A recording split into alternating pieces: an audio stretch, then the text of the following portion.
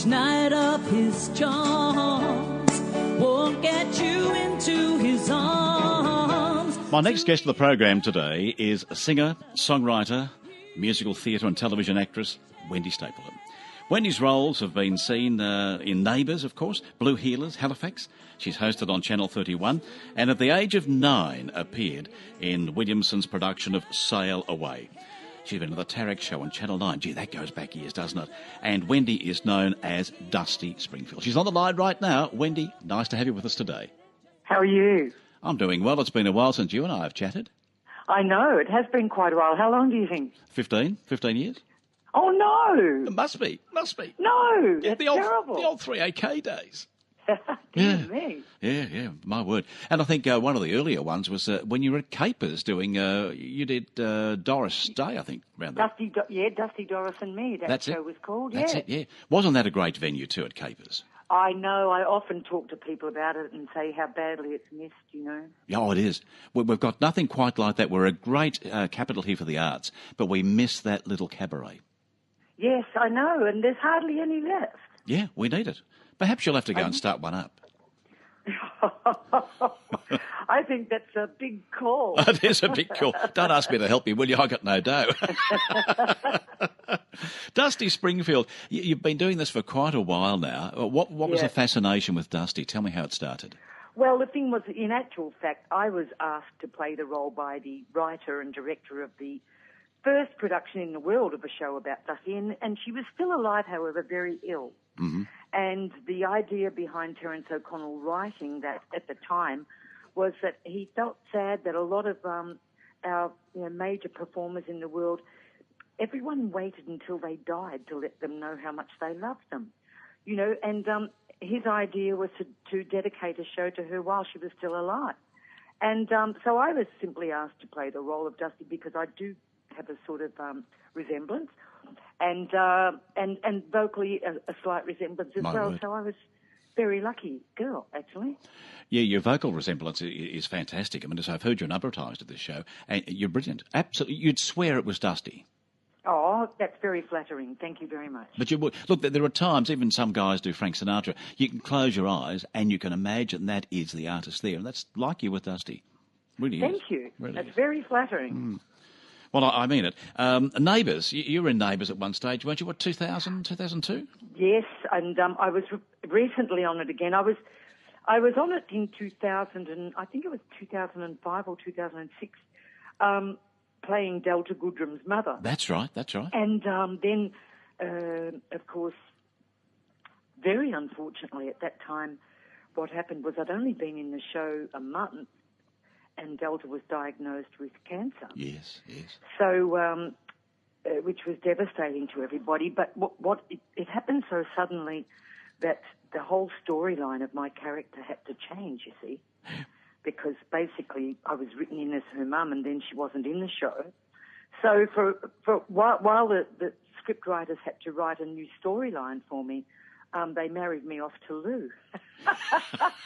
Yes. Tom Oliver. Yes, yes. And last year, Tom decided, after I think it was something like almost 30 years on Neighbours, he decided to finally retire. Yeah. And so they thought they'd bring back all of his wives, because he had a few. So I went back just for a week last year, which was great fun to catch up with a whole lot of people. How did you go meeting all the wives? Oh, that was pretty funny. Was it? Yeah. Over the years, he'd had a few. And, so it was one of those things where they were sort of trying to send him out with everyone wondering what he's going to do, who he's going to go with. Yes. Blah, blah, blah. But as I said, it was wonderful to go back and, so many people were still on the show that were on it when I was there. And, of course, the other funny thing was that a lot of people that had been on it when they were kids had come back. So you were catching up with all of those people that had been off the show for about 20 years. So, and you'd worked with before, yeah. Yeah. It was all good. Well, it's had longevity, isn't it? It's one of those shows that just goes and goes and goes. It's so popular. Well, it is, and in England they just go crazy for it. When I was over there with my band and recording and things like that, no one wanted to know what music you were writing. All they wanted to know was whether you knew Kylie. I've heard that goes on over there. Yeah. Where's Kylie? What's Kylie up to? Yeah, exactly right. Hey, I noticed that you were on the Tarak show at one stage too. And Yes, was when I that Happy a kid, Hammond yes. days? No, it was with King Corky Oh, and Jeff then Cork, was Uncle it? Yeah. Norman. So it was Uncle a little... Norman. And then didn't Happy Hammond go to Channel 7? Yes, he did. Yes, he did. Yes. So I remember being at Channel 9 and we were just little, we're not so little kids. I think we started at about 7 or 8. Yeah. And that was when there was a beautiful girl called Susan Gay Anderson. Oh, yes, of course. And a very young Paddy McGrath. Paddy was about 17. Yeah. Paddy Newton, I should say, but, everyone... Paddy McGrath in those days. Knew her back then as Paddy McGrath. So, yes, that was great fun. And, of course, as I said, we were all kids, so, we'd all trot in there once a week and get up there and sing and dance. And Well, Wendy, was it those days then, appearing on Channel 9 at a young age, that got you interested in television and acting? Well, the wonderful thing was all of the kids that were on the Tarak show went to a dancing school called May Downs, which was very famous in the city. And basically, if you wanted to be in theatre or television, you had to go to either May Downs or another dancing school in the city called Olive Wallace. Mm-hmm. They were the only two feeder schools for the theatre and television at that time. So you were not only in television, you were involved in theatre. So it was a wonderful, rounded, musical education, I guess you could say. Yeah. You got the whole lot there, and that led you on to other things, I suppose, including your band, The Rockets.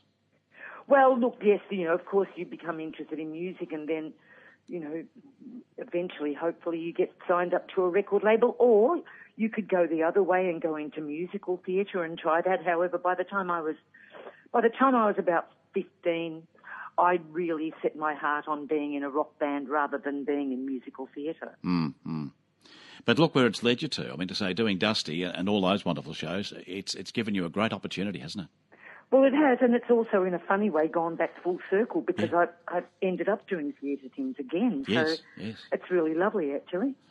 Now, you're down at Frankston, and I think it's almost a sellout of Frankston, I'm being told. Oh, I hope so. Yep, we love doing that gig, yeah. Oh, look, it's a great theatre down there, it really is. Where are you going with the Dusty Springfield story after Frankston?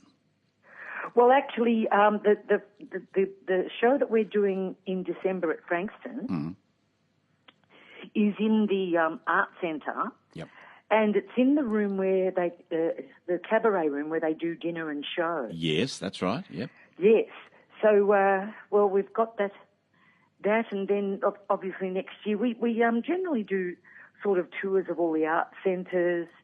So mainly the art centres. So you've got a busy one coming up next year too. Oh, well, I hope so. It's been wonderful this year, I can tell you. So we do art centres. We've also been doing a lot at, a lot of the big sports clubs are starting to have wonderful evenings for their members, and we've done some great golf clubs, especially down that way, getting down toward Frankston. There are so many golf courses. It's the soil or something, isn't it? No, it's all to go, isn't it? Look, I do wish you well, and I'm sure you're going to do fantastic down at Frankston. It's the 8th of December, just before Christmas time, 7 p.m, arrive at 6:30 for a 7 o'clock start, and you go about 120 minutes, I'm told, so it's a fantastic concert. Wonderful. Thank you very much. Well, yes, we do two act show and with an interval. Yeah, good.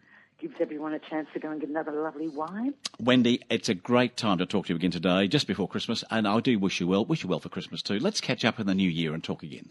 Yes, let's not wait another 15 years. We mustn't do that. Lovely to talk. Wendy Stapleton, thank you very much. Lovely to talk to you too. Thank you so much. Bye-bye to you. Ta-da. Bye.